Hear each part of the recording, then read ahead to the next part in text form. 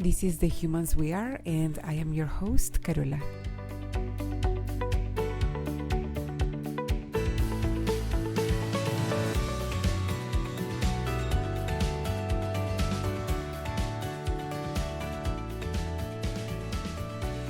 Hello, my dear friends. I really hope that wherever and whenever you are right now, you can find and connect with the intrinsic love that you are. Today, I want to share a perspective to help counteract a widespread notion that I've seen in my work with clients, and it's very common, about achieving this loving and gentle and kind relationship with ourselves that we all would like to have. If your current relationship with yourself is one where if you make a mistake, your reaction is to say something like, "See, you did that again. What is wrong with you? You never learn. Why do you keep making the same mistakes over and over again?" Or if someone criticizes you, your first impulse is to believe them and jump on the wagon with even more self-criticism. If every time you quote unquote put yourself out there, like for example, if you give a presentation, if you record a video, or you do something out of your comfort zone, your first reaction is to cringe at yourself or to think, that could have been so much better, or that was horrible or embarrassing. If you're trying to leave any unhelpful habits behind, and because you're a human, you have slip-ups normally. When you try to change habits, you will have them. And you ask yourself questions like, why are you so weak? Why can't you just do what you said you were going to do? It's like we operate from the assumption that we don't have what we want, we don't do what we want to do, we are not how we want to be, and that we need to earn what we want.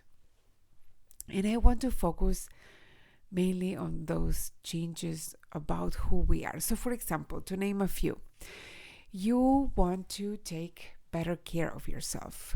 You want to be kinder. You want to be less mean.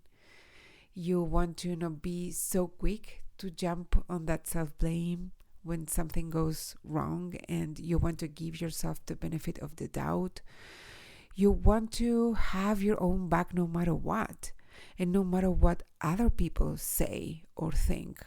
You just want to know that you are on your side and that you will always be. Maybe you want to develop and strengthen healthier habits. Maybe you want to drink more water or go to bed earlier. Maybe you want to curb the stress nagging or stop mindlessly scrolling so much. You get the idea. Okay, so that's the picture of what you want, where you want to be, what you want to do instead of what you actually do, who you want to be instead of who you currently are.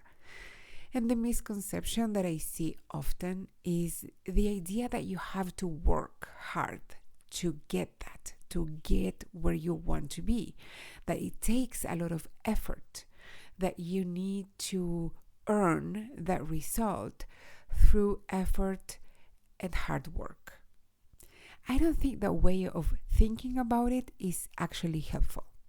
So what I propose instead is that you start seeing, that you start challenging yourself to see where you are already being the way that you want to be, where you are already doing what you want to do, and to start acknowledging and appreciating even the smallest ways in which you're already further ahead than you are giving yourself credit for.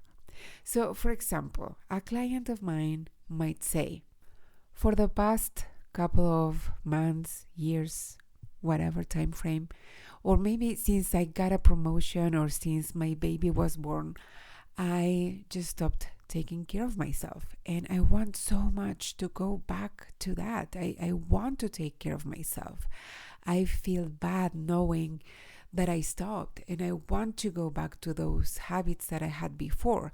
but I can't seem to do it. I either don't have the time or honestly the energy, because my life is so different now and is packed, and every minute of my day is spoken for, and I'm so frustrated with that situation. So if you resonate with this example, you can recognize that it can be very easy to find evidence to prove that you're in a bind, like you are busy, you are exhausted. It's a lot. So of course you're frustrated and you don't see a way out.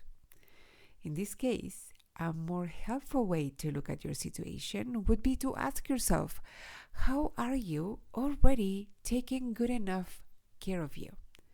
And make a list of all the ways in which you are already doing a good enough job, no matter how small or big they might be. For example, you probably brush your teeth at least once a day, most likely 2 to 3. You sleep, even if you don't sleep as much as you want in your ideal scenario, but you probably are sleeping some. You take a shower, however frequently you do it. You wash your hair. My guess is that if you drive, you most likely put a seatbelt on, right? And my guess too is that you don't drink and drive. You probably eat, so you give your body fuel to function, even if it's not perfect fuel, quote unquote, according to your aspiration, but you are feeding yourself. You are listening to a podcast right now, I'm guessing again, with the hope of learning something to help yourself even further. So what else? Take note what is true for you. Take note of all the little and big things that you do that show you that you already take okay care of yourself. And notice, does it feel different to think of yourself in terms of I am already at a baseline that is not 0? Does that feel different to when you were thinking that for the last X month or Y years, you had not been taking care of yourself at all? And the reason that this is important is that we tend to act according to the identity that we have. It's really hard and costly in terms of effort and energy that it requires. It's hard to act in a way that causes too much dissonance with who we identify as. If you have the identity of someone who doesn't take care of herself, it's going to be really hard and energetically costly to take action that creates dissonance with that identity. On the other hand, if you have the identity of someone who does an okay job at taking care of herself, there will be a lot less friction when you try to do just a little bit more. You're just turning it up only one notch, right? This is about identity. So no matter what result you want or what changes you want to make in yourself, always try to find the little or bigger ways in which you are already well on your way. I tell you, it's magic. When you open yourself up to finding evidence that you are already doing much better than you thought, the evidence just starts jumping at you. It was already there, but you couldn't see it. It's like you were blocking it by believing that you were not being who you wanted to be. This may be tricky to wrap your brain around at the beginning, so you may need to listen to this episode again. That's okay. Being, doing, having what you want doesn't need to take a ton of effort. It doesn't need to take a lot of hard work. You don't need to earn it. You have it in you already. You are already doing it. You need to let go of the stories that tell you that you aren't or that you can't. It's not a pushing or efforting sensation. It's more like a dropping energy, like letting go. There's a Buddhist story or parable that you may have heard. It's the story of the golden Buddha. There is a golden statue of Buddha in Bangkok that weighs 5.5 tons. It's 9 foot 8 inches tall, and it's worth approximately 250 million because of its weight in gold. It is believed that it was built in 1403, and it was revered for many hundred years by the Buddhists. In 1757, the Burmese army invaded Thailand, and in order to protect that statue and make it look like it was of little or no value, the monks at the monastery covered the statue with plaster and painted it and decorated it with pieces of colored glass. So it looked good, but it didn't look really like a very valuable statue. And it worked. All the monks were sadly murdered, but the golden Buddha wasn't discovered for many, many years. 2 centuries later, the entire monastery was being relocated by a group of monks. They thought they were moving a giant clay Buddha, when one monk noticed a crack in the clay, and upon closer examination, he saw like a golden glimpse coming from the crack. The monks used a hammer and a chisel to remove the clay exterior, and it revealed the statue that was inside, which was made of solid gold. That Buddha is you too. And the purpose of life is to rediscover that golden Buddha that you already are inside. You don't need to make yourself golden. You just need to let go of all the clay that doesn't let you or anyone else see what you are really made of.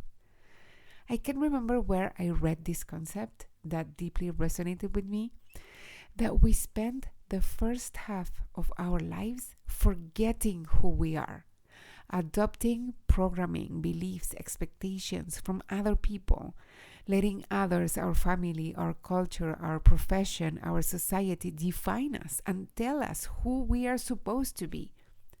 And then the second part of our life, we spend it remembering who we really are inside, reconnecting with who we have always authentically been. We don't need to earn figuring out who we are or work hard to be authentically ourselves. It's more a relaxing motion. It's a letting go. It's a loosening of the grip. It's a dropping, stopping actually of all the effort it takes really to be someone else. Let that pivot be now for you.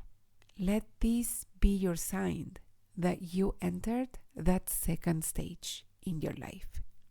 And if you want some help and some guidance, I have availability for one-on-one coaching clients.